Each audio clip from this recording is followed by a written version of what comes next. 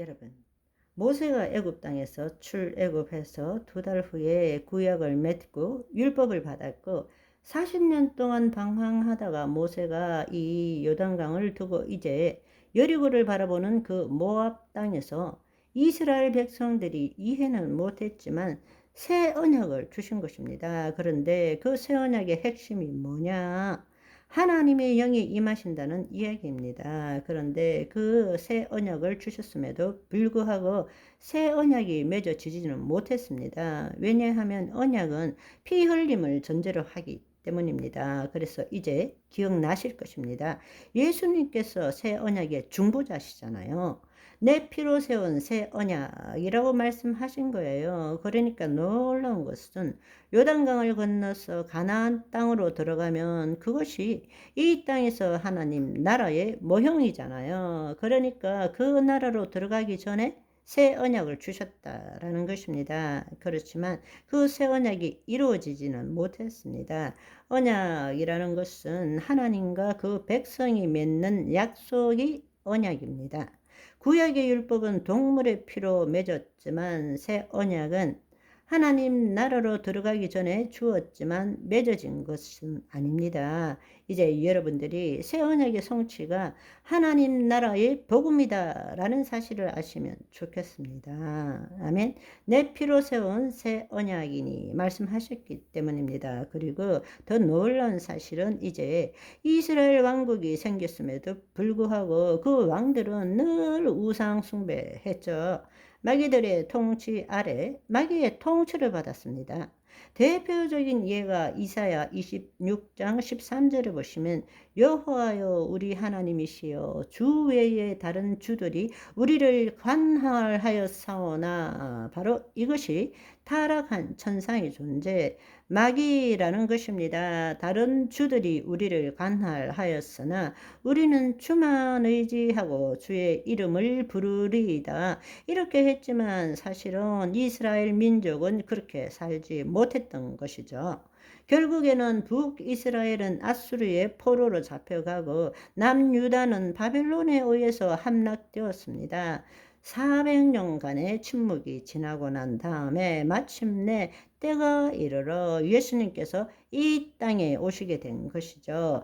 그분은 새 언약의 중보자이시며 새 언약을 성취시킨 분이십니다. 그것이 바로 하나님 나라 복음이라는 사실을 여러분들이 알아야 합니다. 아멘. 예수님께서 왜 이 땅에 오셨겠습니까? 지금 질문하고 싶은 것이 바로 이 문제입니다. 왜 예수님이 이 땅에 오셨습니까? 그 말은 끝끝내 인간을 도둑질하고 죽이고 인간으로 하여금 우상 숭배케 하고 하나님을 대적케 하는 마귀의 일을 멸하기 위해서 오신 것이죠. 아멘. 본래 하나님께서 우리로 하여금 본래 하나님의 자녀로 회복시키기 위해서 가장 먼저 해야 될 일이 뭔가 하면 마귀의 일을 멸하는 것입니다. 왜냐하면 죄가 마귀로부터 들어왔기 때문입니다. 그런데 우리는 마귀를 쏙 빼고 내가 죄 지었고 예수님은 우리 죄를 사해 주셨고 은혜로 내가 구원을 얻었고 이렇게 시작하는 것입니다. 아니요?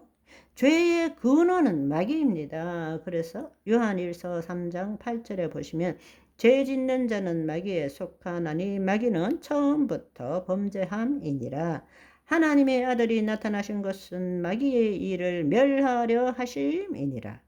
히브리서 2장 14절 15절 말씀을 보시면 자녀들은 혈육과 육에 속하였음에 그도 예수님도 또한 같은 모양으로 혈과 육을 함께 지니심은 죽음을 통해서 죽음의 세력을 잡은 자 곧 마귀를 멸하시며 죽기를 무서워함으로 한평생 매어 종노릇하는 자들을 놓아주려 하심이니라. 아멘.